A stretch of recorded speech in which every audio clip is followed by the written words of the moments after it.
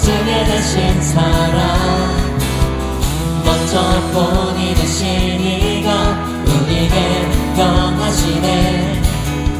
내 맘과 뜻 힘 다해 주를 사랑하라. 무엇보다 뜨겁게 서로 사랑할지니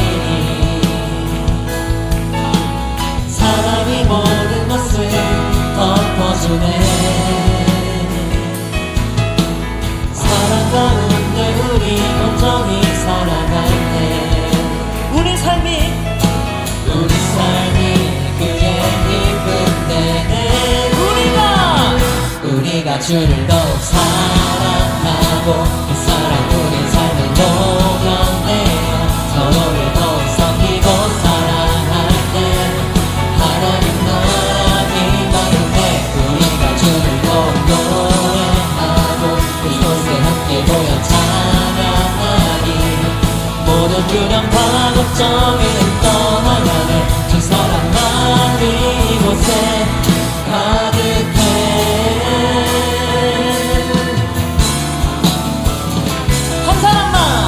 한 사람 우리에게 찾아왔네. 할렐루야. 자기 몸 희생하며 확증해 내신 사랑 먼저 본이 되신 이가 우리에게 명하시네. 내 맘과 뜻 힘 다해 주를 사랑하라. 무엇보다 뜨겁게 서로 사랑하시니 사랑이 모든 것을 덮어주네. 사랑 가운데 우리 온전히 살아갈 때 우리의 삶이 그의 기쁨 될 줄 믿습니다. 우리 삶이 그의 기쁨 할렐루야. 우리가 주를 더욱 사랑하고 그 사랑 우리 삶에 녹여내어 서로를 더욱 섬기고 사랑할 때 하나님 나라 임하는 때 우리가 주를 더욱 노래하고 이곳에 함께 모여 찬양하니 모든 두려움과 걱정은 떠나가네. 주 사랑만이 가득해 가득해 가득해 가득해 가득해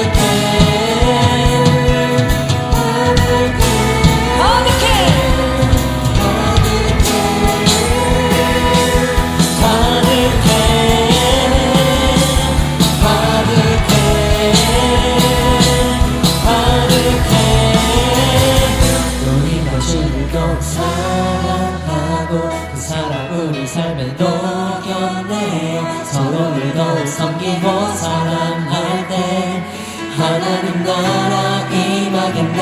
우리가 주를 더욱 노래하고 이곳에 함께 모여 찬양하니 모든 불안과 걱정은 떠나가네. 그 사랑 다시 한번 선포합니다. 우리가 주를 더욱 사랑하고 그 사랑 우리 삶에 녹여내어 서로를 더욱 섬기고 사랑할 때 하나님 나라 임하는데 우리가 주를 더욱 노래하고 이곳에 함께 모여 찬양하니 모든 두려움과 걱정은 떠나가네. 주 사랑만 이곳에 주 사랑만 이곳에 가득해. 아멘. 저희가 모두 주 예수님의 주 항상 한 분만 찬양하겠습니다.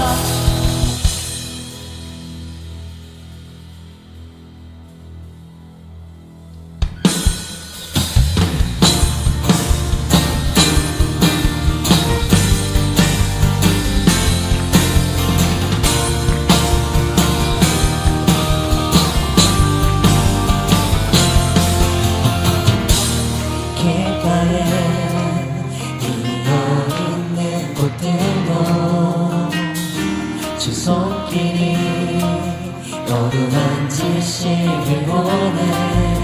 모든 생명 속에 주의 사랑을 넣으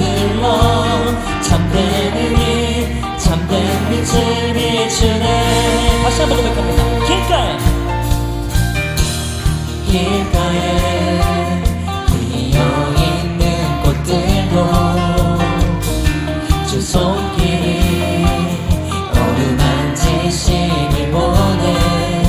모든 생명 속에 주의 사랑을 흘러 참된 의미 참된 빛을 비추네.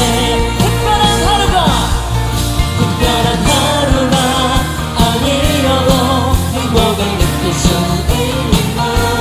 소소한 내 삶을 함께하는 주님의 사랑 때문이죠. 작은 것에 감사하네. 참 기쁨 허락해 주시네. 신실한 주 사랑 내 삶에 가득하네. 오늘도 똑같이 주어지는 시간 속에 나는 주와 동행하네. 사랑의 음성이 내 마음에 느껴지네. 가장 귀한 주내 나에게 전심을 다해서 특별한 하루가 아니어도 행복을 느낄 수 있는 것. 소소한 내 삶을 함께하는 주님의 사랑 때문이죠. 작은 것에 감사하네. 참 기쁨 허락해 주시네.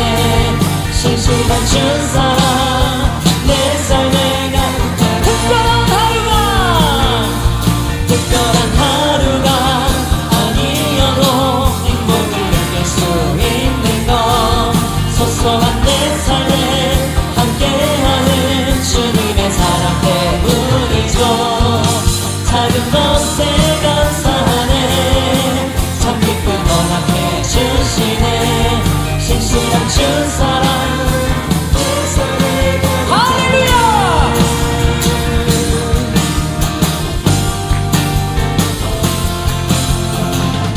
주님의 손길이 이 시간 저희의 마음을 어루만져 주시길 원합니다. 이런 주님께 감사의 마음에 박수 올려드립니다.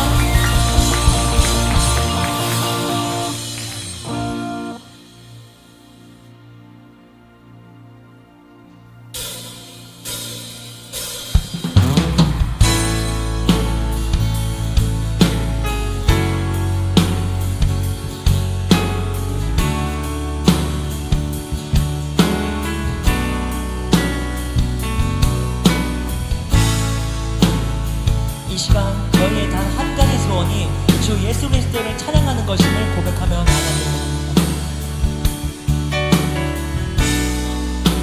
나 원하는 한 가지, 나 원하는 한 가지, 내 평생에 주 성전에 살며 주 사랑하는 영광 주님 곁에 있기 원해요. 주 사랑으로 품은 삶, 주 사랑으로 품은 삶, 반석 위에 날 세우소서.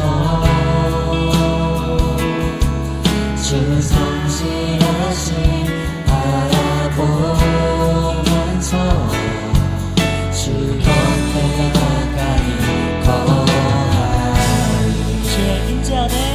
주의 임재 안에 난 부족함 없으니 주의 사랑 안에 살기 원해요. 주 얼굴 구할 때 기도 드리소서. 나 주를 기다립니다. 이것이 내 한 가지 소원.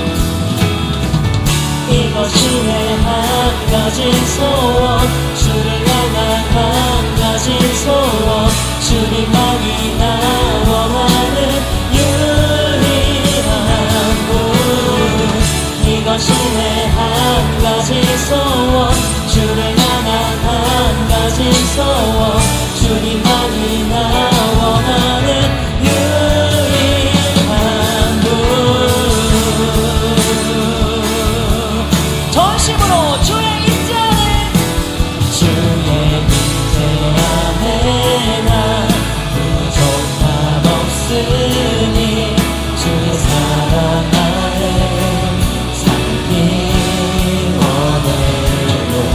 주 얼굴 구할 때 이곳들에 서서 나 주를 기다립니다.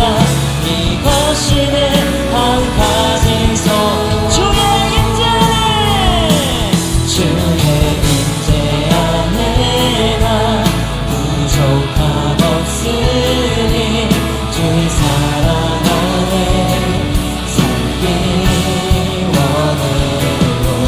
주 얼굴 구할 때 이곳들에 서서 나 주를 기다립니다. 이것이 내 한 가지 소 주의 임재 안에 제 안에 나 부족함 없으니 주의 사랑 안에 살기 원합니다.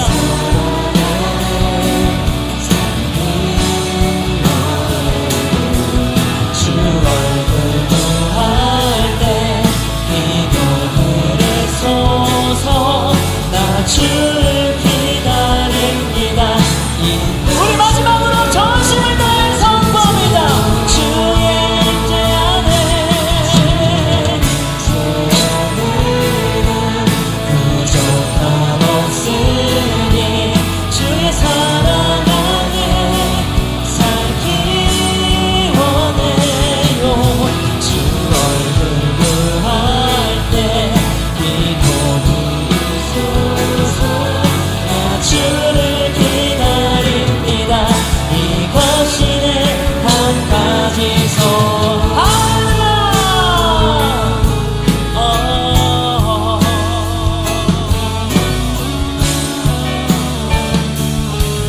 이것이 내 한 가지 소 할렐루야.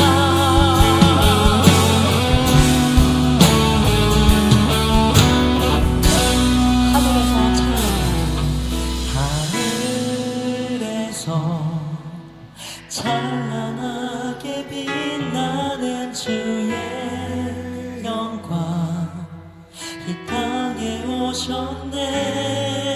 어둠을 밝히고 새 생명 주시네. 영원히 빛나는 나의 예수님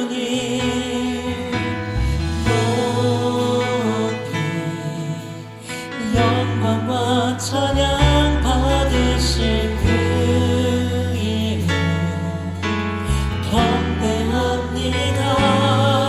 슬픔을 거두고 내게 자유 주시네. 기쁨의 노래를 영원한 나의 빛 예수께. 예수 우리들의 밝은 빛 예수 우리들의 밝은 빛 은혜와 긍휼을 베푸시는 주 우리의 길을 걸어가는 주를 전부에게 항상 밝은 빛을 비추시네. 그는 구원의 주 하나님 그는 구원의 주 하나님 공의로 세상을 다스리시네. 주를 경외하는 자들에게 부어주시니 놀라운 주님의 영광 하늘에서 찬란하게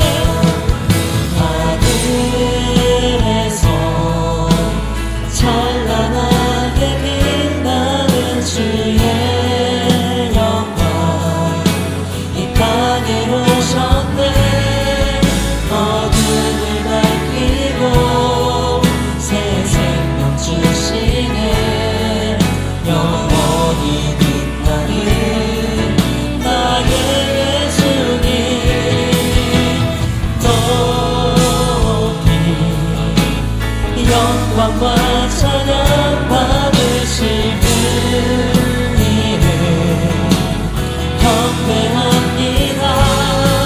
슬픔을 거두고 내게 자유 주시네. 기쁨의 노래를 영원한 나의 빛 예수 하늘에서 찬양하네.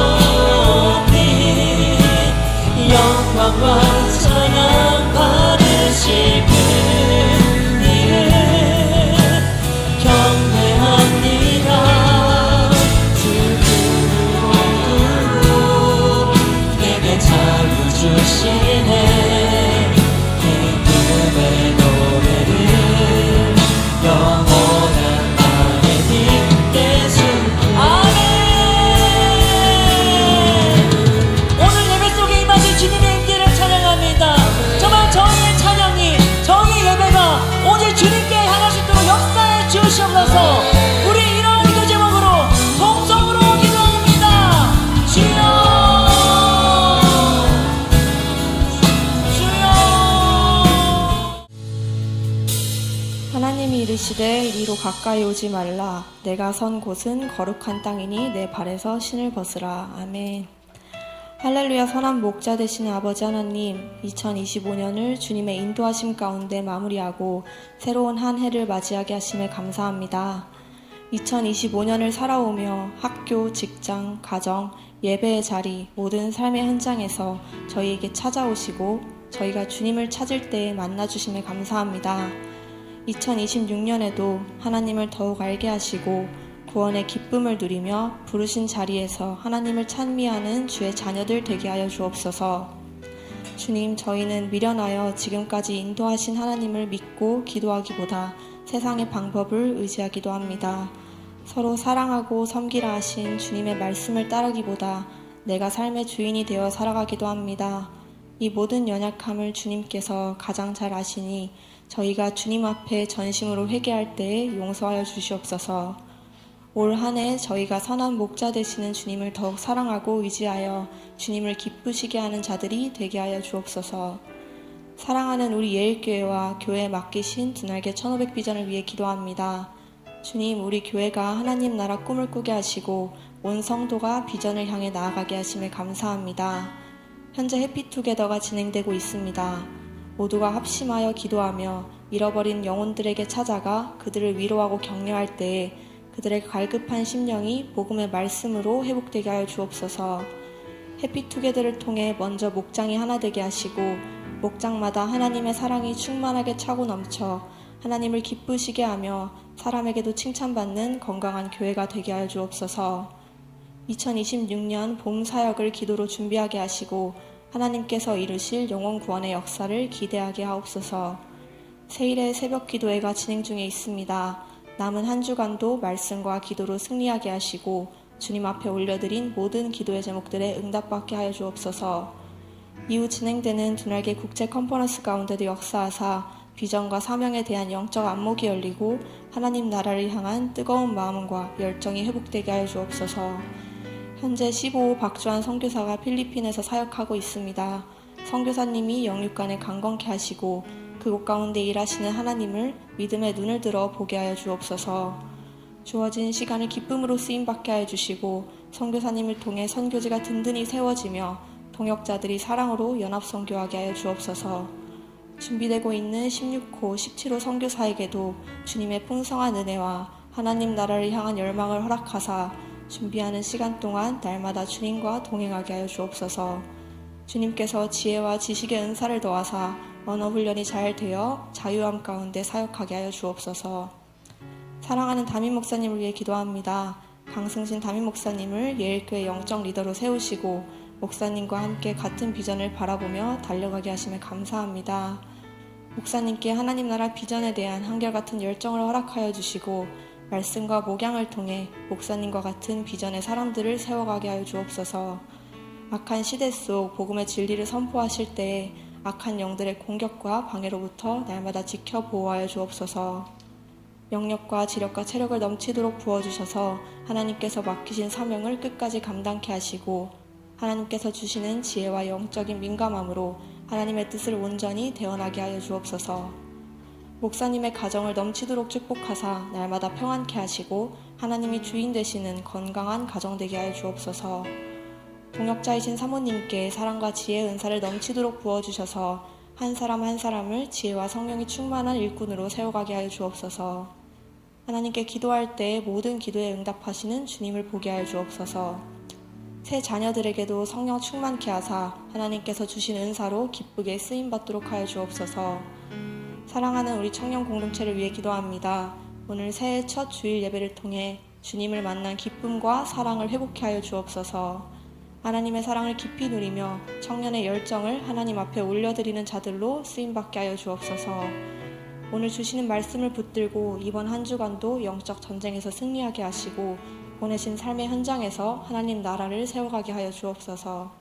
하나님께서 부르실 때에 나의 연약함에 집중하기보다 크신 하나님을 바라보게 하시고 나의 방식, 나의 생각을 모두 내려놓고 순종할 수 있는 믿음의 사람으로 세워지게 하여 주옵소서. 오늘 예배를 섬긴 손길들을 기억하여 주시고 먼저 주 앞에 예배자로 서서 예배의 기쁨을 누리게 하여 주옵소서. 우리를 모든 죄에서 구원하신 예수님의 이름으로 기도합니다. 아멘.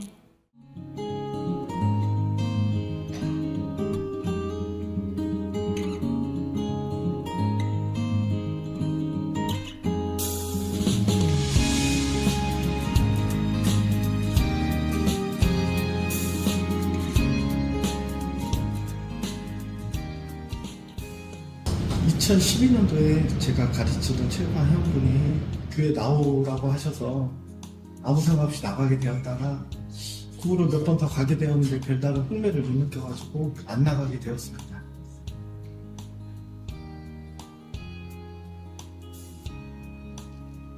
제가 운동을 이제 가르치는 직업을 하고 있었는데 이제 반복되는 일상 패턴 속에서 인생에 약간 허무함을 느끼고 있을 차에 이제 기독교에 관련 책을 읽게 되었습니다. 기독교에 관심이 생겨가지고 그러던 찰나에 이제 목자 리더를 만나게 되었고 교회 초청 예배에 다시 오게 되었습니다. 그 계기로 예수님에 대해서 더 알고 싶어서 예배를 계속 나가게 되었습니다. 지금 생각해보면 이제 목장 식구들 덕분에 신앙생활을 해올 수 있었던 것 같습니다. 저희 상황을 잘 이해해 주시고 항상 함께 기도해 주셔서 고마웠습니다. 덕분에 양육반과 제자학교 훈련을 잘 마칠 수 있었고 구원의 확신과 믿음이 더 생겨나기 시작했습니다. 제 삶이 변화되었고 더욱더 새로워질 것을 기대하고 있습니다. 잘 되고 있습니다.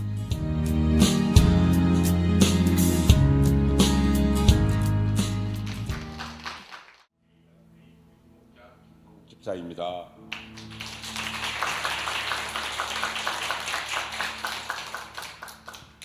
먼저 이 자리에 서게 하신 나의 주인 되신 아버지 하나님께 모든 영광과 경배를 올려드립니다.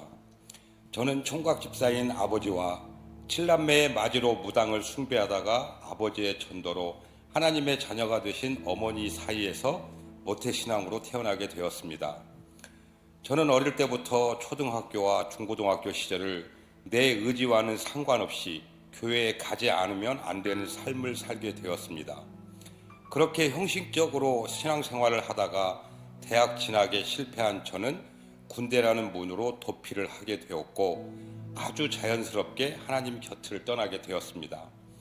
그 후 사랑하는 아내를 만나 결혼을 하게 되었고 딸, 아들을 둔 두 자녀의 아빠가 되었습니다. 안산에서 작은 요식업을 했으나 잘 안 되어 실패를 경험하게 되고 우리 가정은 마치 뭔가에 쫓기듯 이곳 역곡에서 정착을 하게 되었습니다. 믿음으로는 저의 선배였던 아내는 그때부터 에일교회에 정착을 하게 되었고 먼저 교회에 출석하기 시작하였습니다. 제가 48살이 되던 해까지 그저 기도로만 다시 교회에 나가기를 원했던 아내의 간절함이 이루어지는 일이 일어났습니다. 그 당시 교회는 해피하우스를 진행하고 있었는데 전기를 담당할 사람이 없어서 제가 참여하게 되었습니다. 그곳에 도착해서 보니 이미 여러 집사님들이 작전이라도 짠 듯이 한 분 한 분 저에게 말을 걸어주시고 결정적으로 저를 섬겨주셨던 남자 집사님의 백지 전도로 닫혀있던 마음이 활짝 열려 다시 예수님을 나의 구주로 영접하게 되었습니다. 처음 우리 에일교회에 나왔을 때 전통 예배만을 생각했던 저에게는 그 모습이 상당히 충격적으로 다가왔습니다. 전통적인 조용한 예배만을 생각하고 있었는데 축제와 같은 예배의 모습을 보며 참 많이 변했구나라는 생각뿐이었습니다.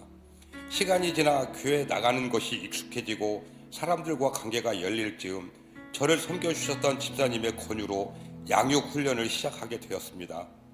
양육 훈련은 저를 차츰 변화의 자리로 인도하였습니다. 양육을 받으면서 예수 믿는 게 뭔지 알게 될 때 삶의 여러 문제들로 양육을 멈추게 되었습니다. 그리고 8년이라는 세월의 시간이 흐르고 다시 훈련의 자리에 서게 되었습니다.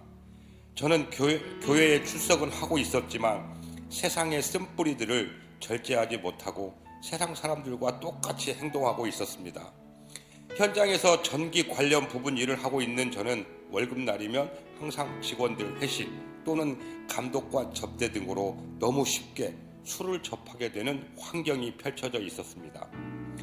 이번에 제자대학 훈련을 받는 도중이었는데 감독관이 현장으로 찾아와 저녁 식사를 제안하였습니다. 마침 그날은 제자대학 훈련이 있는 날이어서 훈련에 빠지게 될까봐 걱정하는 한편 하나님의 인도하심을 기대하는 마음으로 하나님 이길 힘을 주세요라고 기도하였습니다. 저녁 식사 자리가 있던 음식점에서 과감하게 술잔을 거꾸로 덮으며 저는 술을 끊은 지 조금 되었습니다라고 얘기를 하니 감독관의 눈이 마치 깜짝 놀란 토끼 눈이 되었습니다. 그 일이 있고 지금은 그분과 더 친해지고 지금은 식사 후에 간단한 음료만 하는 사이로 변하였습니다. 하나님께서 하셨습니다. 저는 훈련을 통해 변화되고 있었습니다. 이렇게 훈련에 임할 때면 늘 기도로 나를 응원해 주시는 선임 목자가 있습니다. 전화를 통해서나 직접 만났을 때나 관심을 가지고 삶을 물어봐 주시고 영육이 지치지 않게 도와주신 선임 목자의 모습을 보고 도전이 되어 나도 꼭 저분처럼 되어야겠다라는 생각을 하곤 했습니다. 그러나 저는 원래 이런 사람이 아니었습니다. 지금은 예일교회 공동체 안에 속해 있었지만 예전에 저는 내 기준의 시선으로 사람을 판단하는 나쁜 버릇이 있었습니다. 몇 개월 전 금요철야를 마치고 집에 가는데 집에 가시는 그분을 만나게 되었습니다. 당시 저는 그분을 내 기준으로 판단하고 별로 탐탁지 않게 여기고 있었습니다. 그런데 신기하게도 그분을 향한 마음이 예전에 제가 느꼈던 마음이 아닌 그분이 너무 귀하게 보이는 겁니다. 그냥 나 자신의 잘못된 판단이었구나 라고 생각이 들었습니다. 그 이후로 내 눈에 씌워져 있던 나쁜 마귀의 비늘 같은 것이 떨어져 나간 것이었습니다. 양육과 훈련을 통해 가치관이 변하면서 성령이 깨닫게 하시는 은혜로 보는 안목이 달라지는 것을 느낍니다. 지금은 모든 시선이 변화되어 모든 사람이 참 예쁘게만 보입니다. 생업에 걸린 문제에도 하나님의 인도하시는 은혜가 있었습니다. 직장에서 인천, 부천, 역곡 이 지역에 있는 회사와 관련된 일은 제가 도맡아서 하고 있었는데 부천역 근처에 있는 일을 제가 아닌 다른 분이 맡게 되었습니다. 내 지역을 빼앗긴 것 같아 약간의 낙심이 찾아왔는데 하나님은 하루 만에 저를 다른 곳으로 더 좋은 환경과 상황으로 일을 붙여주셨습니다. 부천에서 일을 계속했었다면 야간 작업을 해야 하고 주일도 쉬지 못할 상황이었는데 하나님께서는 다른 신설 현장으로 인도하시고 훈련받는 일, 목장 모임, 행복 모임, 주일 예배까지 아무 문제 없이 계속할 수 있도록 해결해 주셨습니다. 생각하지 못하고 있는 부분까지도 섬세하고 계획하시고 인도해 주시는 하나님을 다시 한번 느끼게 되었습니다. 반복되는 훈련으로 인해 나의 생각과 가치관이 변화되고 하나님을 향한 내 마음이 온전하게 변화되니 매일의 삶이 즐겁습니다. 아, 이것이 참 하나님을 아는 맛이구나 함을 이제 겨우 맛보게 된 것 같습니다. 앞으로 이 즐거운 삶을 여러 사람들에게 나누며 살아가겠습니다. 항상 훈련의 자리에 서기를 간구하며 하나님 말씀에 순종하며 살아가기를 소망합니다. 주님이 주신 제자 삼는 세계 비전을 통해 절대 충성, 절대 순종하며 앞으로 나아가야 할 길이 하나님 앞에서 분명하고 선명해졌음을 깨닫습니다. 한 명의 길 잃은 영혼이라도 안타깝게 여기며 놓치지 않기 위해 끝까지 복음을 전하고 영혼을 구하는 일, 내 어깨 위에 또 다른 셀 리더를 세우는 일에 동참하며 앞장서겠습니다. 다른 이들보다 많은 시간이 걸렸지만 결코 늦었다고 생각되지 않습니다. 앞으로 인도해 주실 하나님을 기대하게 됩니다. 옆에서 늘 조잘조잘 잔소리 같지만 잔소리 중에 깊은 사랑을 느끼게 해준 아내에게 고마움을 전하고 싶습니다. 14주 동안 같이 훈련을 받으며 웃음과 눈물로 같이 한 8명의 동기생 여러분, 예일교회의 또 다른 8개의 날개가 되어 다시 날아올라 높이 높이 날아오르면 참 좋을 것 같습니다. 그리고 늦은 시간 동안 온 힘과 열정으로 사랑으로 우리를 훈련시켜 주신 담임 목사님 깊이 존경하고 사랑합니다. 마지막으로 나를 날아오르게 하시고 정말 어렵게 이 자리에 오게 하신 나의 주인 되시고 나를 사용하시길 원하시는 하나님께 모든 영광과 찬양을 올려드립니다. 자, 우리 하나님 말씀은 사무엘하 12장 19절로 20절 말씀, 두 절의 말씀을 우리 한 목소리로 합독하겠습니다. 사무엘하 12장 19절로 20절. 오늘 말씀은 우리가 평상시에 잘 이해가 안 되는 이야기들이 좀 들어있어요. 그래서 저도 함께 나누면서 너무 재밌게 오늘 말씀 나눴는데 좀 주목해서 한번 보시기 바라요. 자, 같이 한 목소리 읽겠습니다. 시작. 다윗이 그의 신하들이 서로 수군거리는 것을 보고 그 아이가 죽은 줄을 다윗이 깨닫고 그의 신하들에게 묻되 아이가 죽었느냐 하니 대답하되 죽었나이다 하는지라. 다윗이 땅에서 일어나 몸을 씻고 기름을 바르고 의복을 갈아입고 여호와의 전에 들어가서 경배하고 왕궁으로 돌아와 명령하여 음식을 그 앞에 차리게 하고 먹은지라. 아멘. 자, 모니터 조금만 더 주세요. 여러분, 오늘 우리는 2026년 첫 번째 주일 예배를 드리고 있어요. 주보가 많이 바뀌었죠. 주보 보면 너무 이렇게 봄이 생각나지 않아요?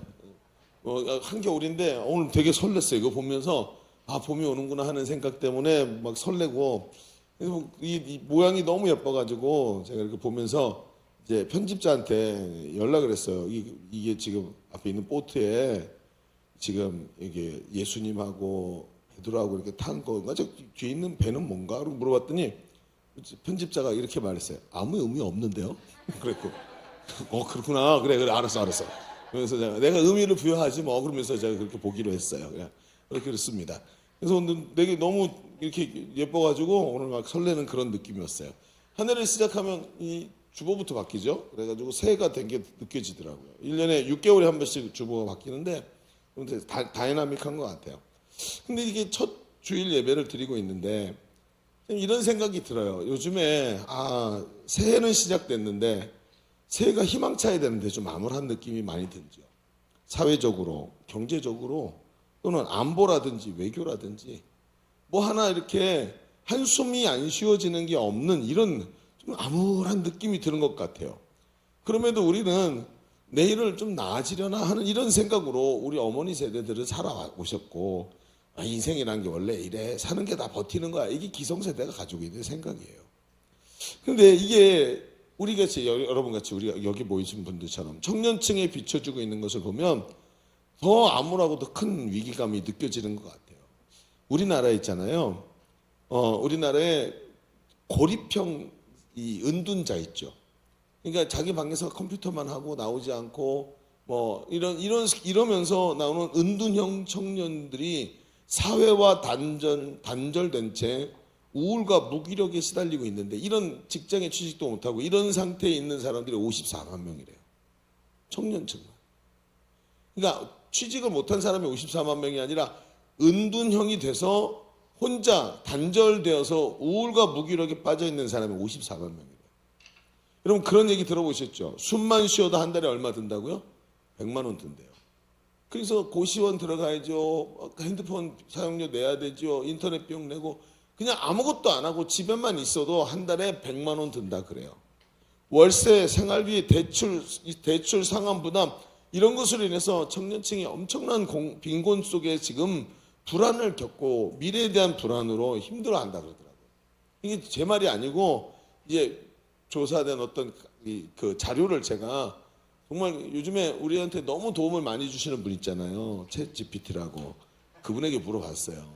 한 분한테 물어본 건 아니고요. 여러분한테 물어봤는데 그러면서 이런 이야기들 하더라고요. 이로 인해서 정말 이 청년 세대들이 이런 상황에 있는 사람들이 자살에 대한 이런 막 이렇게 뭐라 그럴까요? 자살 충동이라 그러죠. 이런 거나 또 정신적 부담이 굉장히 커지고 있다 그래요. 그래서 이런 걸 요즘에 신조어로 사회 구조적 우울감 뭐 이런 얘기를 하더라고요. 사회 구조가 우리에게 주는 우울감, 또 집단 학습적 우울감. 계속해서 이렇게 될 거라고 생각하고 이게 고정되어 있다는 것을 우리가 느끼면서 낭패감이 자꾸 오는 아, 큰일 났다. 이제 우리의 삶이 이제 낭패감 속에서 우울해진다는 거죠. 그럼 이상하죠. 새해를 시작했는데 희망찬 새해가 밝았습니다 라고 제가 며칠 전에 송구영 신예배 때 얘기했거든요. 근데 그 말이 안 맞는 거예요. 새해를 시작했는데 우울한 거죠. 희망이라고 말했는데 암울한 희망이 느껴지는 거예요.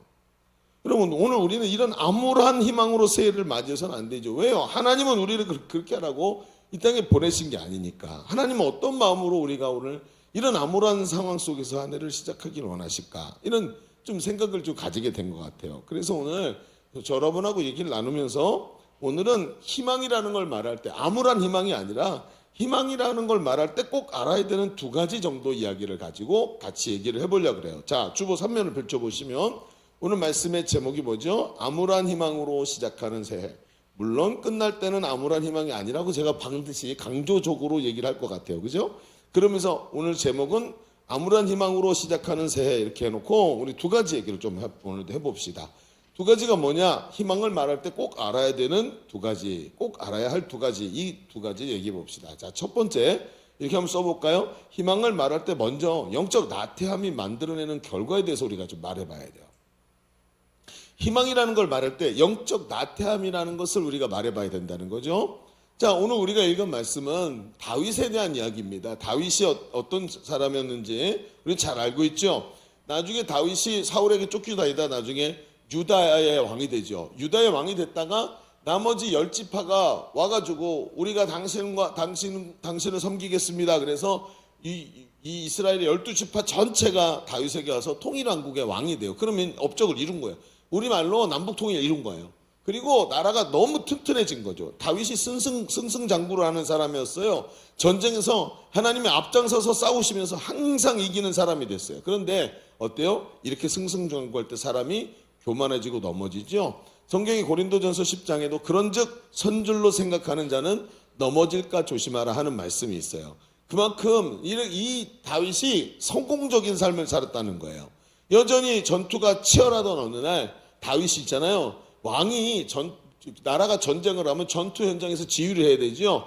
근데 다윗이 전투가 치열하던 날 궁궐에 와가지고 늦은 시간까지 잠을 잤어요. 그리고 오후 늦게 일어나서 궁궐 이 옥상 위를 거닐다가 한 여인이 목욕하는 모습을 보고 탐욕에 사로잡혀 버려요. 탐욕.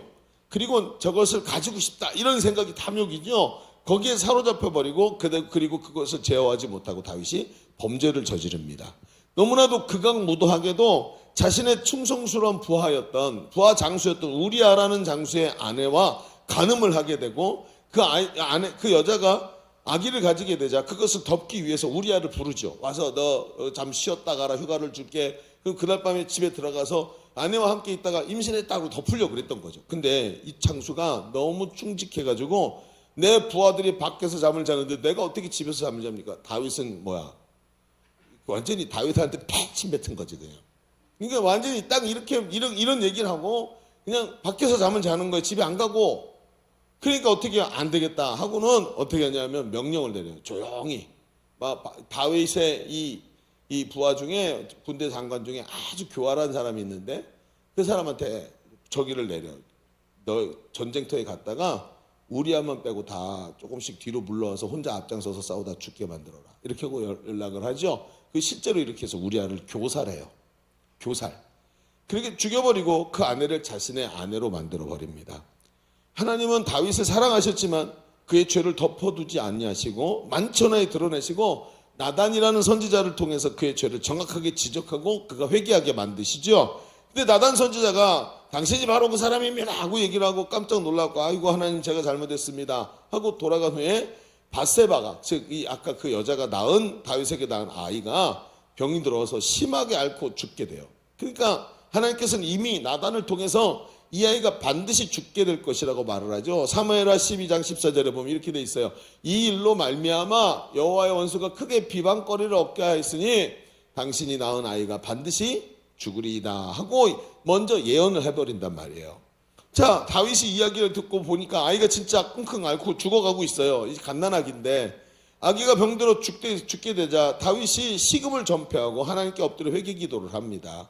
근데 기가 막힌 건 이게 참 재밌는 게 뭐냐면 시편 51편에 다윗이 쓴 시가 하나 있거든요. 그 시가 바로 이때 지은 시예요. 다윗이 엎드려서 하나님께 막 기도하면서 하나님 제가 잘못했습니다 하고 하나님께 고백한 그 내용이 시가 되어서 거기 써 있는 거예요. 그런데 요 시에 뭐라고 써 있냐면 이 시편 51편 3절에 이렇게 돼 있어요. 같이 한번 읽어볼까요? 자, 3절 시작. 물은 나는 내 죄가를 아오니 내 죄가 항상 내 앞에 있나이다. 이렇게 얘기해요. 또 5절에 보니까 비슷한 얘기를 또 하는데 시작. 내가 죄악 중에서 출생하였으며 어머니가 죄 중에서 나를 잉태하였나이다. 지금 이 상황에 대해서 지금 하나님 이거 우리 아이를 살려주십시오라고 기도하면서 자기 죄를 회개하는데 보니까 이것이 지금 일어난 사건이 죄의 결과라고 말을 하고 있는 거예요. 여러분 이게 죄 때문에 죄의 결과가 뭐예요? 죄의 싹은 사망이란 말이죠. 예수를 믿어 구원받은 우리에게도 여러분 마찬가지 죄의 영향력이라는 게 미쳐요. 여러분 우리 예수 믿고 죄 문제 해결받고 하나님 자녀 된 줄로 믿습니다. 그러니까 종국적으로 그렇게 되지만 아직 그 나라 가기 전까지 육체를 입고 여기서 살아야 된단 말이에요. 육체를 입고 있는 동안에 나는 예수 믿고 구원받았지만 아직 이 세상의 죄의 영향력 아래 내 육체를 입고 이 땅에 있으니까 육체가 육신의 정욕, 안목의 정욕, 이생의 자랑에 자꾸 자극을 받고 움직이더란 말이죠. 그러니까 육체를 입고 죄의 영향력을 받으면서 이 땅에서 세상과 싸워야 되고 정욕과 싸워야 되고 죄와 싸워야 되는 거죠. 근데 그런 일을 하기에 제일 약점이 뭐냐? 바로 육체. 죄를 지으면 그 영향력이 우리 삶에 미치고 죄의 파괴력이 우리의 삶을 무너지게 하는 거예요. 그러면서 어디로 가요? 로마서 6장 23절에 이렇게 써 있어요. 같이 읽어봅시다. 시작. 죄의 싹은 사망이요 하나님의 은사는 그리스도 예수 우리 주 안에 있는 영생이니라. 죄의 싹이 뭐래요? 사망이래요. 사망.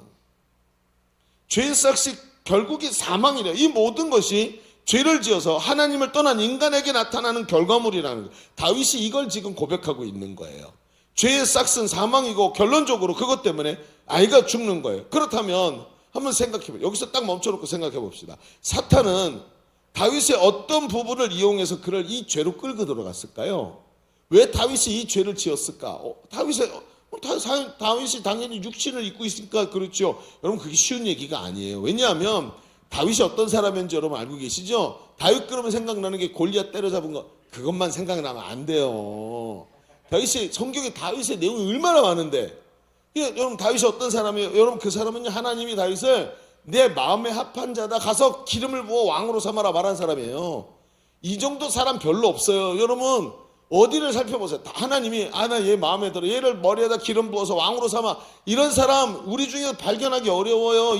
몇 사람 없다니까. 그러니까 이런 지금 대단히 어려운 이런 사람. 그러니까 이 사람은요 다윗은 굉장히 마음이 민첩하고 하나님의 말씀을 빨리 알아듣는 사람이었어요.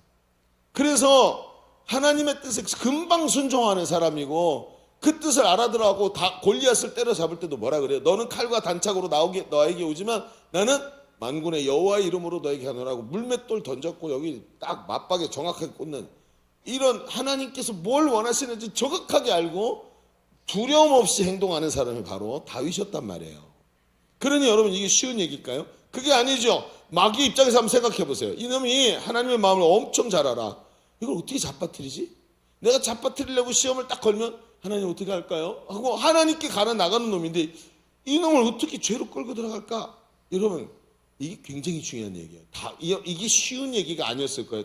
마귀한테도 굉장히 어려운 거예요. 여러분 공감이 안 되세요? 마귀를 좀 공감해 보세요. 마귀 입장에 서봐 얼마나 힘들지. 우리가 성경을 읽을 때는 마귀 입장에도 좀 서봐야 된다니까요.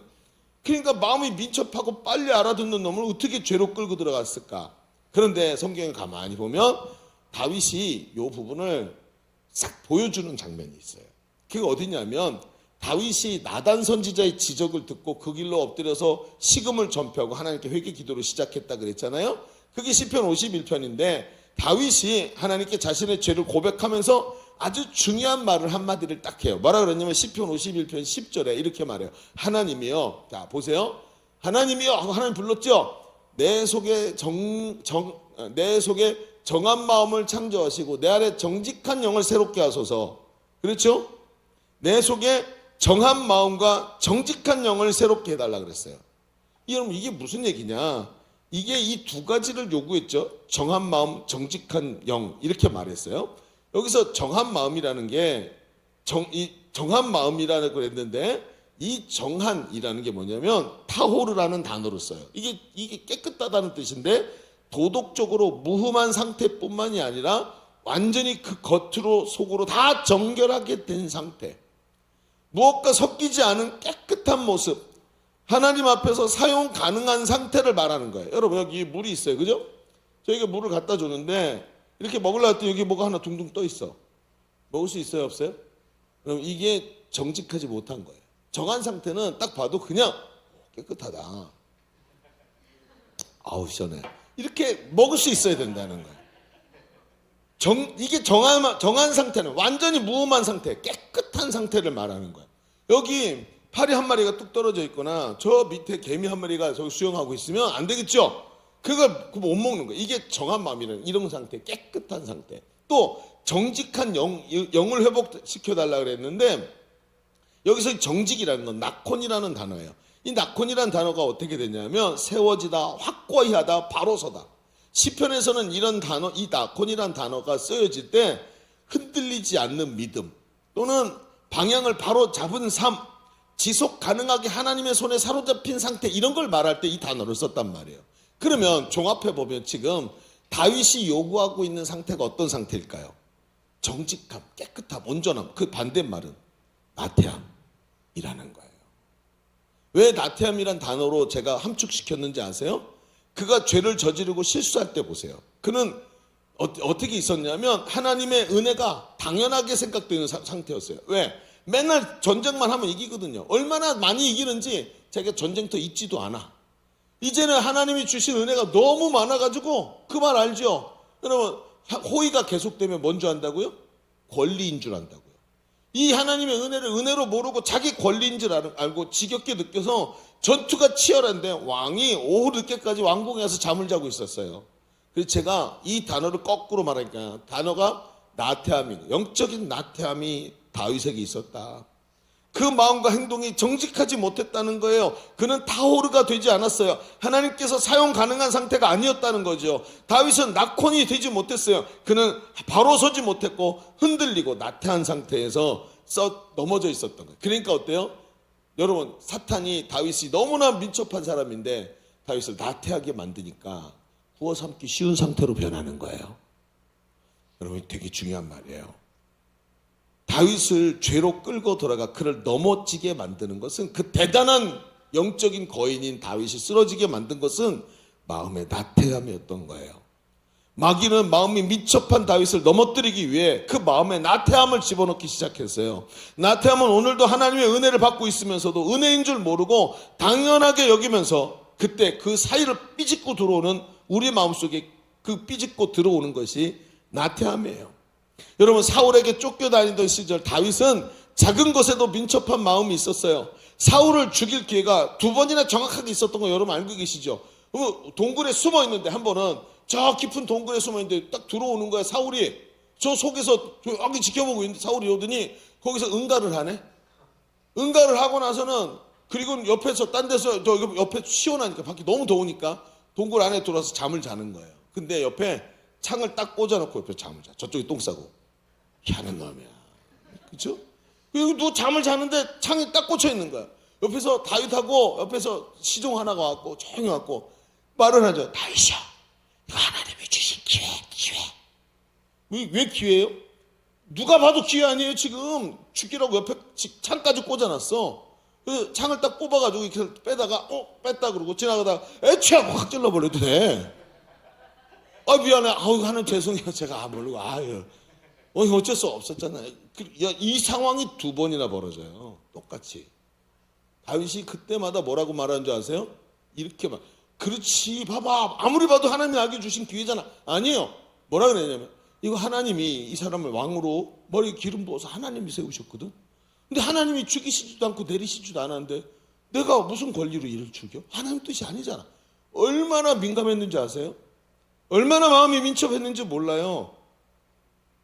사울에게 쫓겨다니던 시절 이런 민첩한 마음으로 하나님의 마음을 느끼고 있었어요. 그런데 그가 은혜를 폭포수같이 부어주실 때, 은혜를 당연하게 여기기 시작할 때 나태함이 들어오고 그 나태함으로 인해서 위대한 다윗이 넘어지더라는 거예요. 여러분 오늘 우리 마음을 한번 보세요. 저는 하나님께 기도할 때 하나님 제가 아무리 하나님 앞에서 뭐가 잘하고 뭘 잘해도 내 마음속에 마음의 민첩함을 잃지 않게 해주세요 하고 기도를. 하나님 말씀 빨리 깨닫게 해달라고. 마음이 민첩하지 않으면 아무리 하나님이 말씀하셔도 들리지가 않고 있잖아요. 마음이 답답해지기 시작해요. 하나님의 마음이 느껴지지 않고 더 이상의 변화와 도전도 부담스러워요. 말씀의 은혜요? 말씀의 은혜 받으면 바꿔야 되잖아요. 그러니까 말씀도 부담스러워. 한쪽 귀로 듣고 요까지만 살짝 이렇게 오게 만들고 그 다음에 더 깊은 데로 안 가. 헐리우드 액션 은혜 받은 척 하는데 은혜 받는 자리 옆에서 싹 피해. 그리고는 막 은혜 받은 척 하면서 살아가요. 비전이요? 그거 가장 부담스럽잖아요. 목사님 변화되라고 말하잖아요. 성령 충만이요? 계속 하나님이 내 속에서 나를 노려보고 있는데 얼마나 부담스러워요. 성령 충만. 나도 다 알아. 나도 옛날에 성령 충만 해봤어. 3년 전에 5년 전에 그러면서 옛날에 경험한 은혜를 오늘의 마치 낡은 사진첩에서 사진 하나 꺼내듯이 인생 4컷 찍은 지 오래됐고 얼굴도 뿌옇고 보이지도 않는 거야. 보듯이 하나님 은혜를 그렇게 기억하고 있는 거 아닙니까? 여러분 오늘도 우리가 중요한 게 있어요. 새로운 은혜를 사모해야 합니다. 이 은혜에 대한 이 감각이 살아나야 돼요. 나태함은 우리를 죄로 밀어넣고 우리를 망하게 합니다. 아니요, 그래서는 안 돼요. 민첩해야 되는 거예요. 오늘 여러분 우리 김성국 집사님 50대 후반이에요. 50대 초반에 우리 교회 와서 양육을 시작했어요. 10년 걸렸어 거의. 근데 여러분 제자대학 2년이면 하죠. 빨리 하면 2년이면 해요. 근데 2년 만에 하는 사람 많지 않아. 거의 많지 않아. 거의 엘리트급이야 이런 사람. 또 쓰러지고 제자대학 1학기에서 얼마나 미끄러지는지 알아. 이번에도 5번째 미끄러진 사람이 있어. 그렇죠? 그런데도 있잖아요. 지나가잖아요. 문자가 목사님 제가 자꾸 미끄러지고 수료 못하고 자꾸 중간에 좌절되는데도 그래도 목사님 저를 포기하지 말아주세요. 이렇게 얘기해요. 마음이 민첩하니까 그런 얘기를 해요. 여러분 이분도 중간에 훈련받다 중간 뚝 떨어져 나가서 세상 사람처럼 살았대죠. 근데 다시 은혜를 받는데 여러분 사람이 변하는 거예요. 50대는요 안 변해요. 제가 아는 목사님이 그래요. 40대가 되면 좀비로 바뀐대. 이거 바꿀 생각하지 말래. 아무리 얘기해도 40 넘으면 안 바뀐다는 거 사람이. 그럼 50은 뭐야? 좀비도 아니고 완전히 이건 뭐야, 그죠? 근데 50대 후반인 분이 양육을 받고 사람이 바뀌었어. 인생의 가치가 바뀌었다고 얘기하잖아요. 가치관이 변했다고. 세상 나라만 바라보던 사람이 하나님 나라 가치로 자기 마음이 바뀌고 이제는 내 남은 여생에 예수님의 그 제자 삼는 세계 비전을 위해서 달려가면서 목사님과 같은 곳으로 가겠다고 얘기하잖아요. 여러분 담임 목사님 중요한 게 아니야. 하나님이 원하시는 예수님이 땅 끝까지로 내 복음의 증인되라 하시는 일을 자기가 하겠다고 말하잖아요. 이렇게 변하는 50대를 본 적 있어요? 저는 처음 봤어요. 너무 여러분 겉으로 완전히 청년 같지 않아요? 물론 배는 조금 튀어나왔지만 청년 같더라니까. 내가 보니까 사람이 변하더라고요. 왜? 민첩하니까. 나태함이 뭔지 아세요? 하나님이 옆에 소리를 질러도 못 듣게 만드는 거예요. 하나님 은혜를 폭포수같이 부어줘도 불평하게 만들어요. 내가 물에 빠져 있으면서도 목말라 그러게 만드는 게 나태함이에요. 내 아내가 너무 예쁜데 그 아내를 보면서도 하나도 안 예쁘다고 느끼는, 우리 김성국 지사님 보세요. 얼마나 아내를 사랑하시는지. 오늘 막 대놓고 자랑하고 가잖아요, 인간이. 사람이 민첩한 마음으로 달려가야지 돼요. 여러분, 오늘도 우리 청년들 마음이 민첩해서 하나님의 뜻을 분별하고 마귀에 속지 않는 우리 젊은이들 되기를 축원합니다. 자, 우리 첫 번째 좀 정리해 봅시다. 우리는 지금까지 희망을 말할 때 꼭 알아야 되는 두 가지 중에 첫 번째로, 희망을 말할 때 먼저 영적 나태함이 만들어내는 결과를 알아야 된다고 그랬어요. 그 결과가 뭐죠? 죄의 삭스? 사망이라고 그랬어요. 다윗의 나태한 마음이 만들어내는 결과는 영적 무장해제였고, 그로 인해 죄의 유혹에 넘어가 수치를 당하고, 그 결과는 사망으로 가는 거였어요. 마귀는 나태함에 빠지게 해서 자신의 신분을 잊게 하고 죄를 탐닉하게 만들어요. 내가 왕인데 전쟁터에 안 나가게 만들어. 그리고는 거기서 죄를 탐닉하게 하도록 나태하게 만들어요. 그리고 죄가 주는 돌이킬 수 없는 결론인 사망에 이르게 한다는 거예요. 자, 그런데 있잖아요, 여러분. 이 장면을 여기서 딱 잠깐 또 멈춰봅시다. 멈춰보고 뒤에 나오는 장면을 좀 보면, 오늘 우리가 아직 본문을 읽지도 않았죠? 본문 얘기를 안 했는데 본문을 보면 이상한 장면이 눈에 들어와요. 왜냐? 분명히 죄의 결과를 다윗이 너무나 잘 아는데 다윗의 행동이 조금 의아한 데가 있어요. 뭐가? 나단 선지자가 말한 대로 죄의 결과물로 그 아이가 죽는다 그랬어요. 그렇죠? 그런데 다윗은 그 아이를 위해서 금식하면서 밤새워 기도를 해요. 어떤 정도냐면 주변에 원로 신하들이, 나이가 많은 신하들이 와서 아유, 전하 이러시면 안 됩니다. 옥체를 보존하소서 하고 얘기를 하는데 말 듣지 않고 7일이나 금식하며 엎드려서 눈물로 기도를 하는 거예요. 뭐라고 기도했을까? 하나님, 내 죄 때문에 이 아이가 죽으면 안 됩니다. 살려주십시오. 막 이렇게 기도했을까요? 그런데 중요한 건 뭐냐면 다윗이 이 죄의 문제에 대해서 너무나 잘 알고 있다는 거예요. 그의 기도는 우리의 생각과 달라요. 무리한 부탁을 하는 사람처럼 하나님이 이미 다 결정하셨고 이 아이가 죽는다라고 말했는데도 엎드려서 막 하나님께 기도하고 금식하고 하나님께 생떼를 쓰는 것 같이 이렇게 엎드려서 기도를 하는 거예요. 7일이나 밥도 안 쳐먹고. 근데 완전히 그죠? 막 떼쓰기듯이 기도하는 거예요. 근데 이상해. 더 이상한 거 그 다음에요.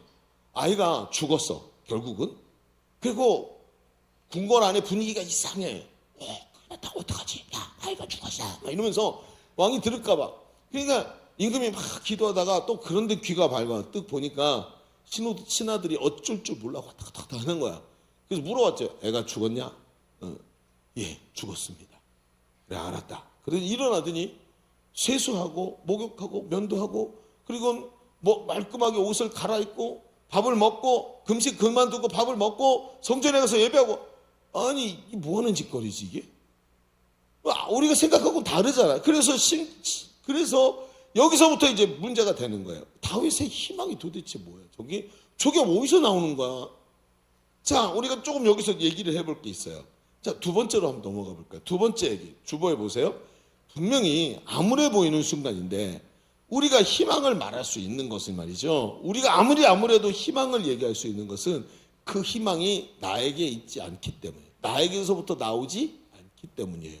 이게 이상한 말이에요. 지금 이 말 갖고 목사님 설교 알아들었어요. 거짓말이에요. 몰라요. 절대로 몰라. 이 희망이 나에게서부터 나오지 않기 때문이에요. 자, 들어보세요. 자, 다윗이 그렇게 얘기하면서 막 머리 감고 목욕하더니 기름을 바르고 그리고 막 먹기 시작하고 이러니까 신하들이 놀라는 거예요. 뭐라 그러냐 보세요. 사무엘하 12장 21절. 자, 이제부터 한번 같이 읽어봅시다. 21절 시작. 그의 신하들이 그에게 이르되 아이가 살아있을 때는 그를 위하여 금식하고 우시더니 죽은 후에는 일어나 잡수시니 일이 어찌 됨이니까. 자, 이상하죠? 나만 이상했던 게 아니야. 그 양반들도 이상한 거예요. 좀 미쳤나? 왕이 아이가 죽더니 많이 좀 실성을 했나? 이런 생각에 물어본 거예요. 그랬더니 다윗에게 이 말이 중요한 겁니다. 자, 22절 23절 같이 읽어볼게요. 시작. 이르되 아이가 살아있을 때 내가 금식하고 운 것은 혹시 여호와께서 나를 불쌍히 여기사 아이를 살려주실는지 누가 알까 생각하거니와 지금은 죽었으니 내가 어찌 금식하랴. 내가 다시 돌아오게 할 수 있느냐. 나는 그에게로 가려니와 그는 나에게로 돌아오지 아니하리라 하니라. 아멘. 자, 대답을 들어도 속 시원하지가 않아. 짜증나. 도대체 이게 무슨 말이야. 아니 무슨 얘기인지는 알겠어. 근데 이게 맞는 말이냔 말이에요. 자, 오늘 우리가 이 개념을 좀 얘기를 해봅시다. 제가 이제 지금부터 하는 말은 우리 교회에서 있었던 일이고 저와 이 형제가 나눈 얘기예요. 근데 익명으로 할게요. 뭐 익명으로 말하면서 중간에 이름 흘리거나 그러지 않을 거예요. 단속을 찍 하고 해야 돼요. 이름 흘리지 말자. 어쨌든 근데 우리 교회 전에 꽤 오래 전이긴 한데 대학 진학 때문에 고향에서 올라와서 우리 교회 신앙생활을 하고 있던 한 청년이 있었어요. 형제인데 훈련된 제자예요. 정말 신실하게 훈련을 잘 받았어요. 한때 신앙의 갈등도 있었지만 다시 이기고 일어나서 오히려 더 잘 섬기고 있어요. 그런데 어느 날 이 형제가 어머니가 암에 걸리셨다는 소식을 들었어요. 너무 충격적이죠. 공부하고 여기서 직장 생활하느라고 고향에 자주 내려가지도 못해서 그랬는데 어머니가 암이 걸리셨다는 소식을 들었는데 가서 보니까 전이가 돼서 수술이 불가능하다라는 말을 들었어요. 충격적이죠. 그런데 항암 치료로 방향을 정했는데 의사의 말이 일반적으로 이 항암이라는 게 생존 기간을 늘려주기는 해도 그리 길지 않다.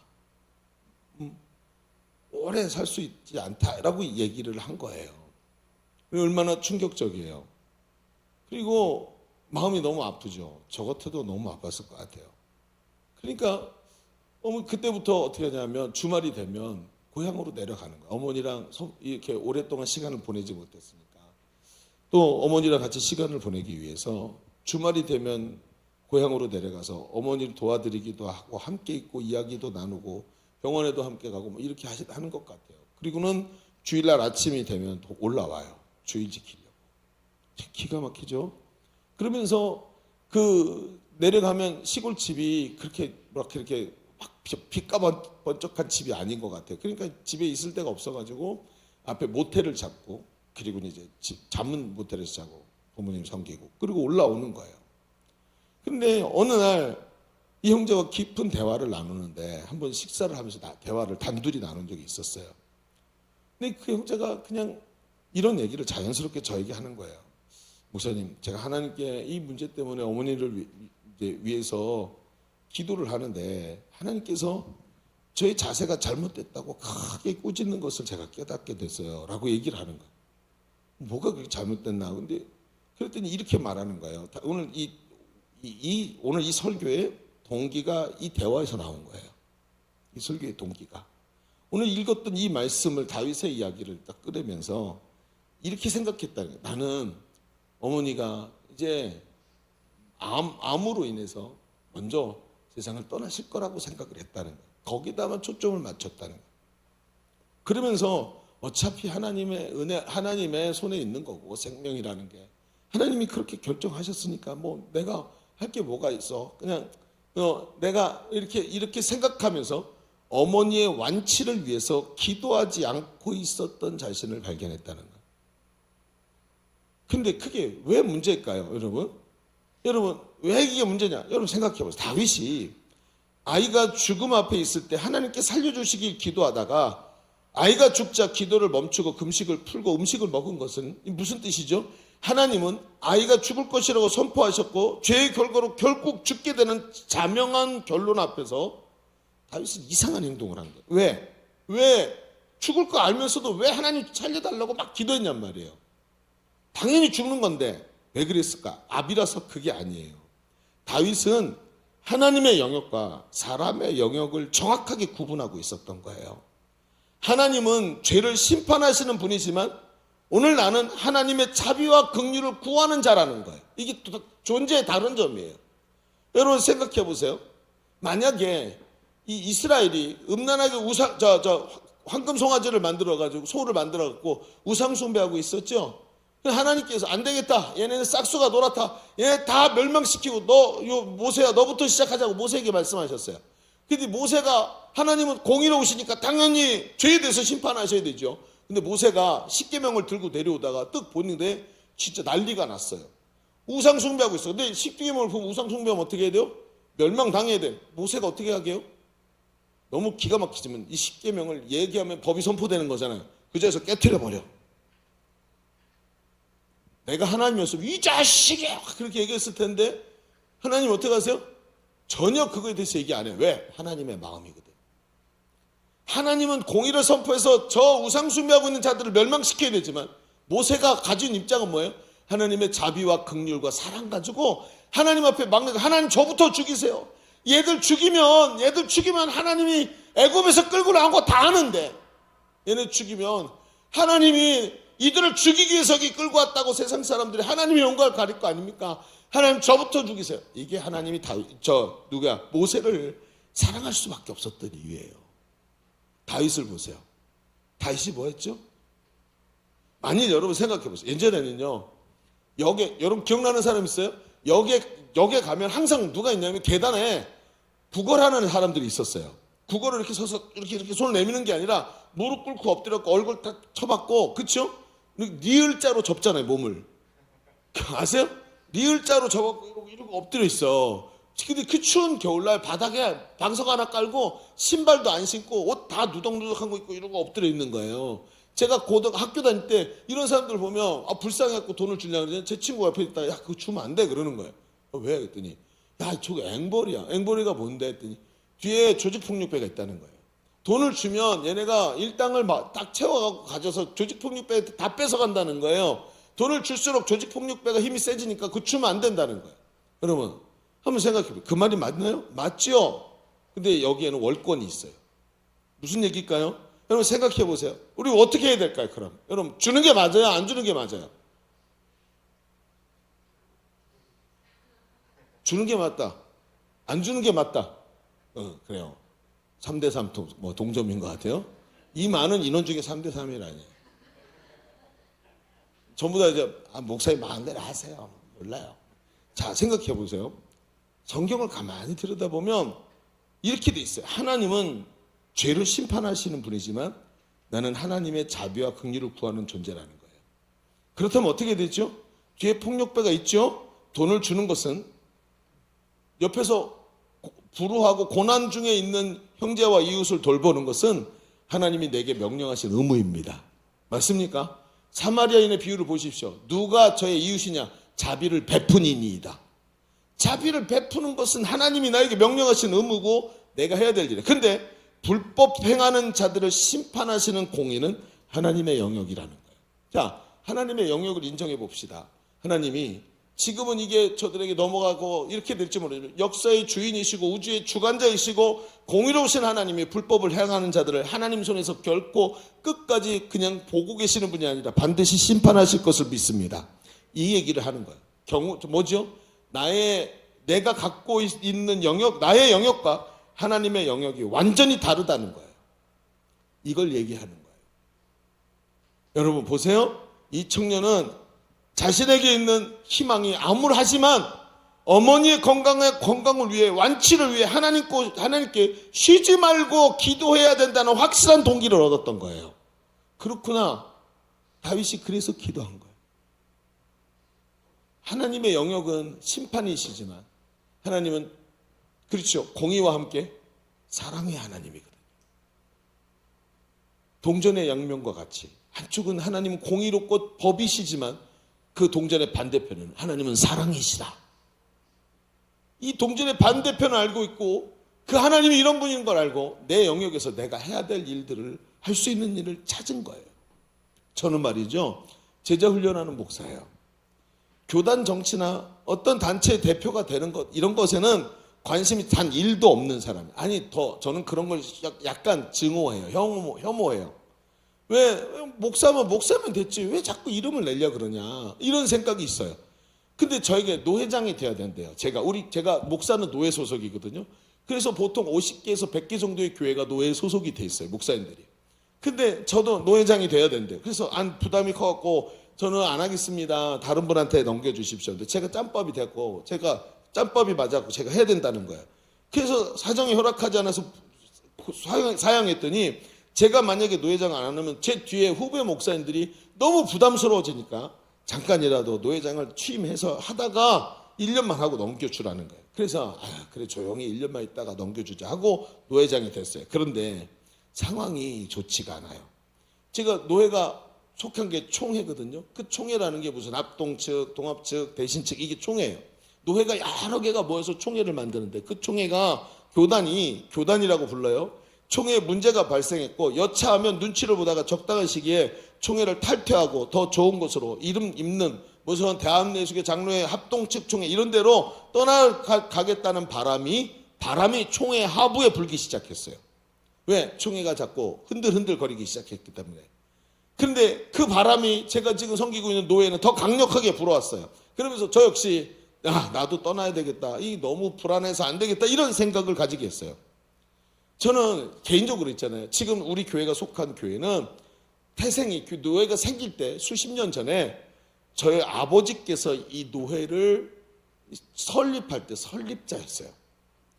제가 어렸을 때 초등학교 때 저희 집 안방에서 목사님 여러분이 모여서 저희 어머니가 해준 밥을 먹으면서 노회를 처음 시작할 때 그렇게 회의로 시작을 했었어요.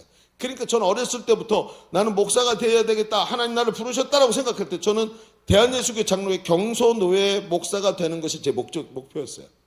그런데 이제 제가 노회장이 됐는데 아차하면 6개월 만에 노회 관뚜껑에 못을 박아야 되는 노회장이 될 만한 운명에 놓인 거예요. 저 스스로가. 이 사단을 누가 만들어냈나 하고 봤는데 들리는 소문과 여러 가지 이야기에 의하면 앞에 있는 큰 교회 목사님 몇 분, 선배 목사들이 아주 극명하게도 사리사욕에 의해서 자기 욕심에 의해서 이 교단을 떠나서 큰 교단으로 옮기겠다는 의도 때문에 자기들끼리 모여서 가겠다고 한 것 때문에 교단이 더 이상 유지가 어렵게 됐다는 거예요. 교단의 미래가 불분명해지니까 모두가 자기 길을 찾아 떠나야 되는 상황이 됐다는 것이죠. 여러분 이런 얘기를 들으니까 갑자기 화가 나기 시작해요. 기도가 안 돼요.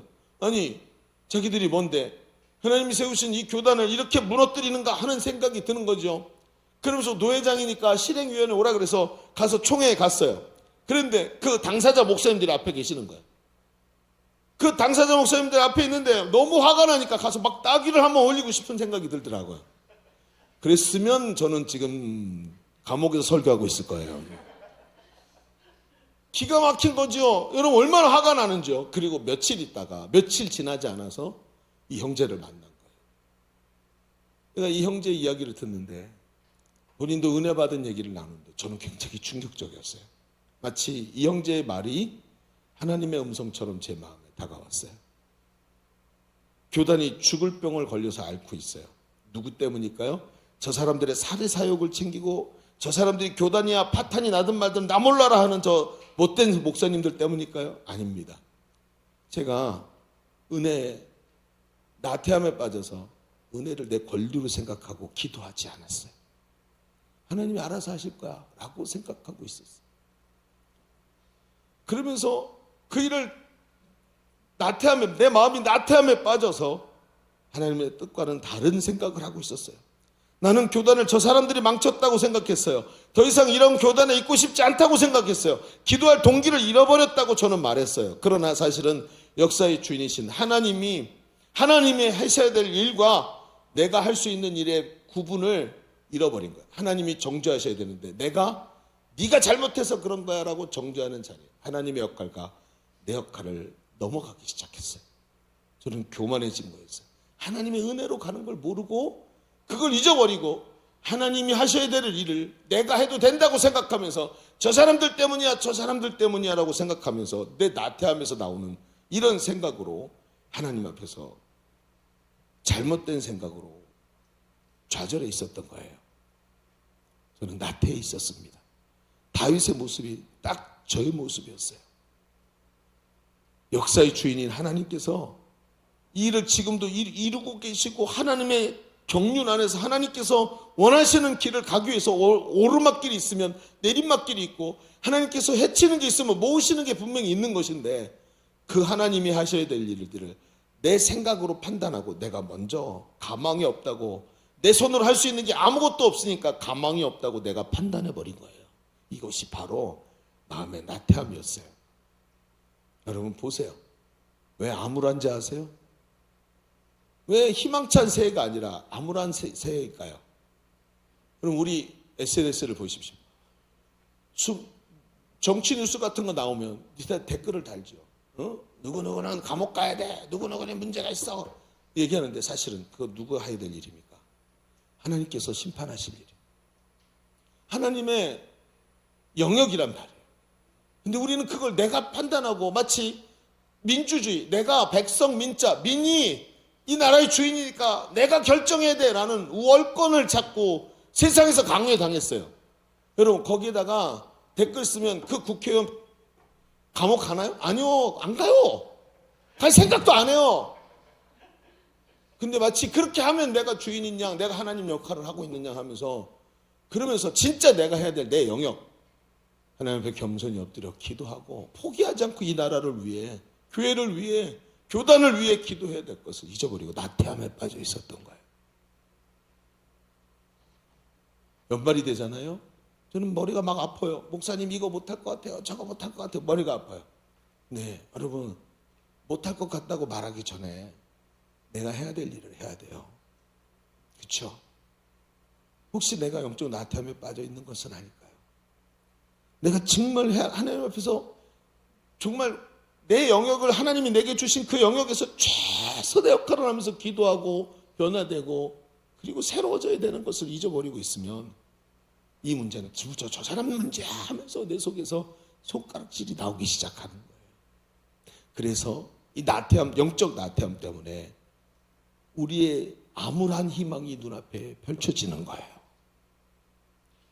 여러분 사무엘하 12장 13절에 보잖아요. 하나님이 나단을 통해서 이 앞에 얘기했죠. 다시 한번 읽어봅시다. 13절 읽어봅시다. 시작. 다윗이 나단에게 이르되 내가 여호와께 범죄하였노라 하며 나단이 다윗에게 말하되 여호와께서도 당신의 죄를 사하셨나니 당신이 죽지 아니하려니와. 이제부터 중요해요. 14절부터 읽어보세요. 시작.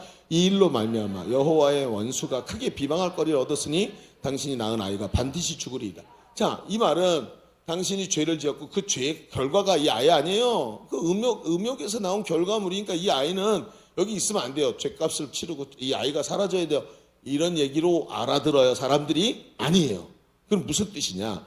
뭐라 그러냐면 죄의 싹은 뭐라 그랬죠? 사망이라 그랬죠. 그럼 누가 죽어야 되죠? 죄를 지은 누가?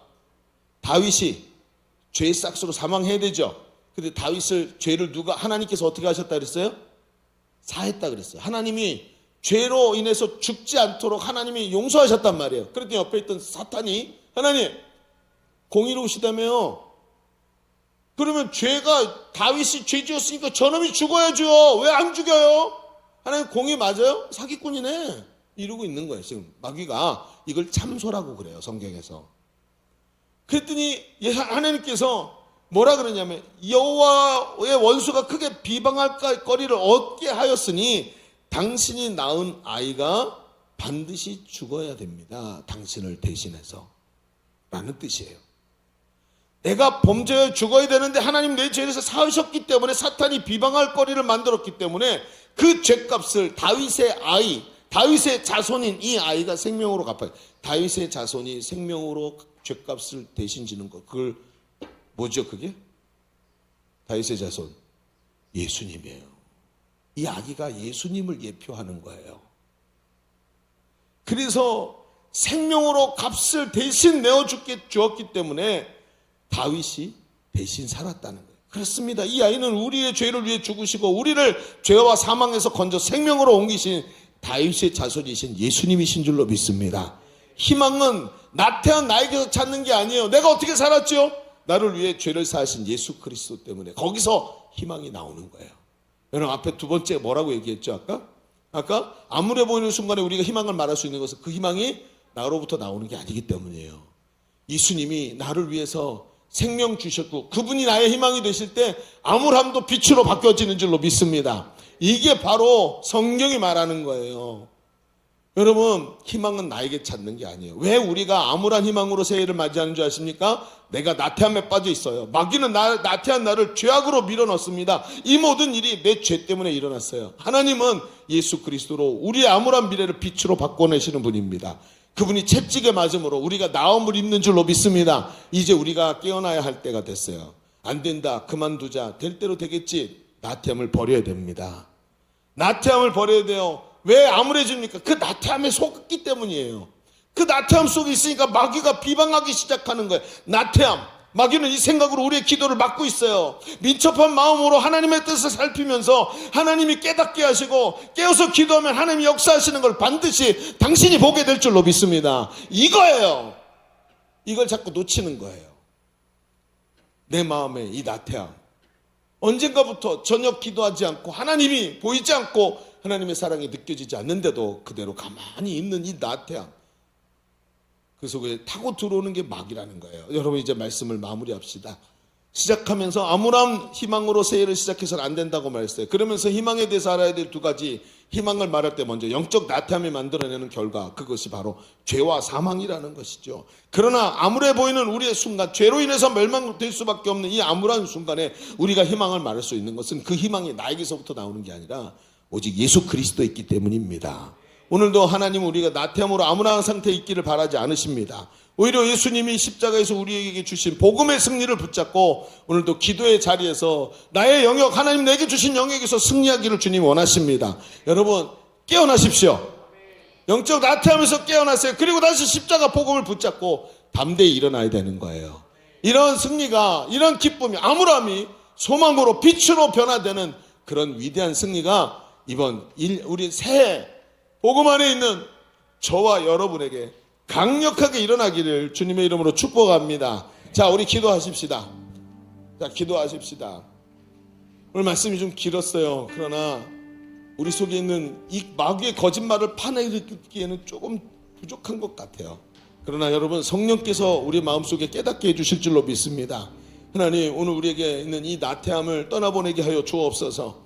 예수님이 나를 위해서 십자가에 죽으시면서 나의 소망이 되셨고 내가 들어갈 죽음의 자리, 절망적인 자리에서 예수님이 나의 희망이 되어주신 줄로 믿습니다. 나태함을 버리고 주님 앞에 온전히 서게 하여 주시옵소서. 우리 같이 주님의 최고 동성으로 기도합니다.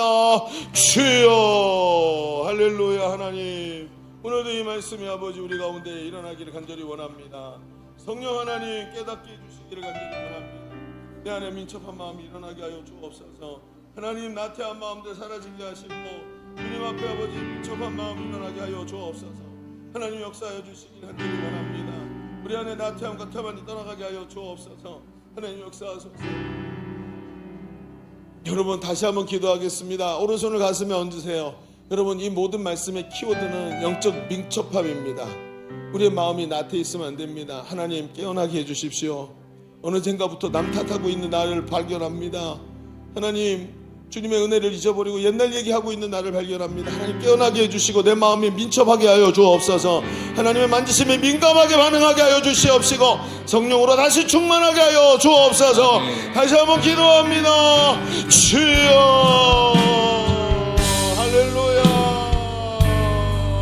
하나님, 오늘도 이 민첩함이 살아나기를 간절히 원합니다.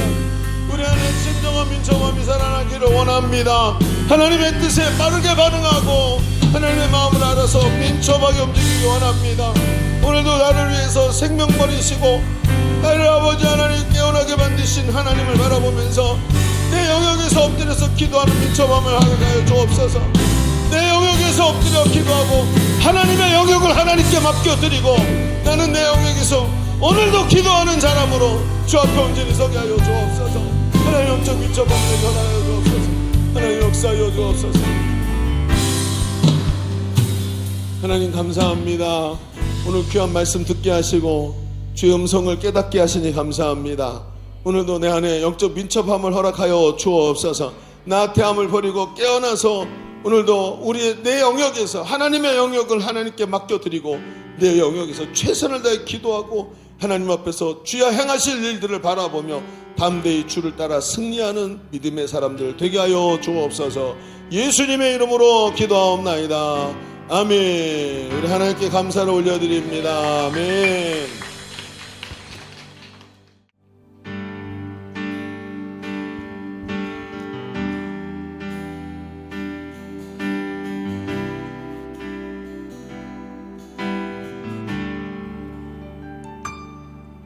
모든 것이 끝났다고 말하네.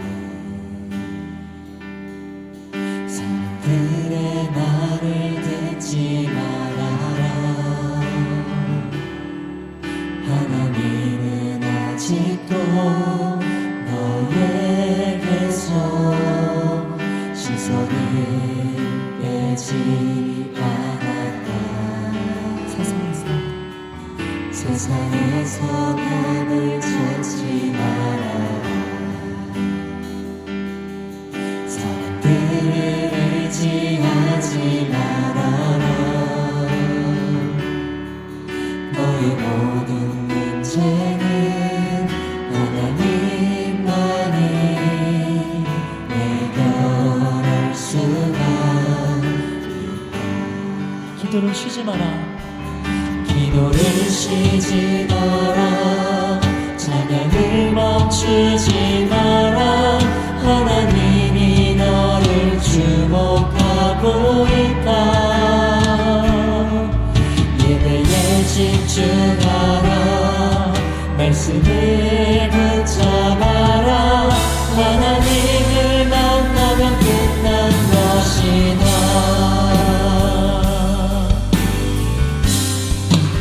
세상에서 답을 찾지 말아라. 세상에서 답을 찾지 말아라. 사람들을 의지하지 말아라. 너의 모든 문제는 하나님만이 해결할 수가 있다. 기도를 쉬지 마라. 기도를 쉬지 마라. 찬양을 멈추지 마라. 하나님이 너를 주목하고 있다. 예배에 집중하라. 말씀을 붙잡아라. 하나님을 만나면 끝난 것이다. 가는 길 멈추지 마라. 가는 길 멈추지 마라. 뒤를 돌아보지 마라. 하나님이 너를 주목하고 있다. 의심을 하지 마라. 절대 포기하지 마라. 하나님을 믿으면 끝난 것이다. 예수의 이름으로, 예수의 이름은 세상의 소망이요. 예수의 이름은 천국의